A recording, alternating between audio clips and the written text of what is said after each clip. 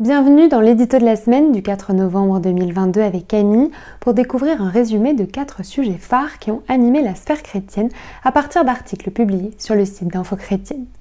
Lula vainqueur de l'élection présidentielle au Brésil, une bousculade meurtrière à Séoul, accord controversé entre la Chine et le Vatican et un pasteur engagé dans la lutte contre la violence à Chicago ont fait un point sur les actualités de la semaine.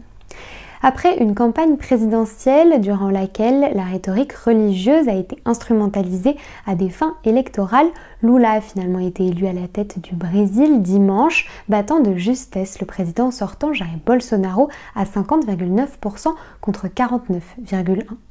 Politique et religion sont en effet extrêmement liées au Brésil, où près de 60% des personnes interrogées par l'Institut Datafolha ont déclaré que la question religieuse était déterminante dans leur choix aux élections.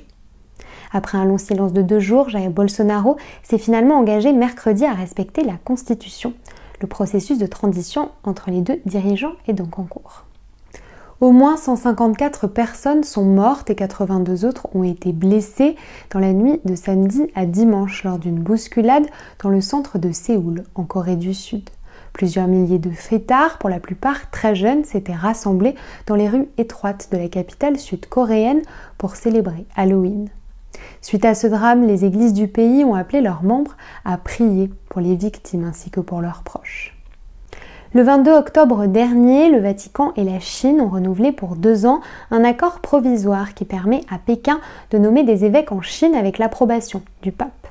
Un accord controversé qui, selon le commissaire de la Commission américaine pour la liberté religieuse internationale, Stephen Schneck, pourrait être utilisé pour réprimer davantage les catholiques clandestins en Chine. Un avis partagé par le cardinal Zen, l'un des plus hauts prélats catholiques d'Asie, qui est actuellement jugé à Hong Kong en raison de ses activités en faveur de la démocratie. L'édito de la semaine se conclut avec une action inspirante. Depuis le 20 novembre 2021, le pasteur Corey Brooks de l'église New Beginnings à Chicago campe au sommet d'un immeuble pour récolter des fonds afin de construire un centre communautaire pour lutter contre la pauvreté et la violence qui règnent dans le sud de la ville.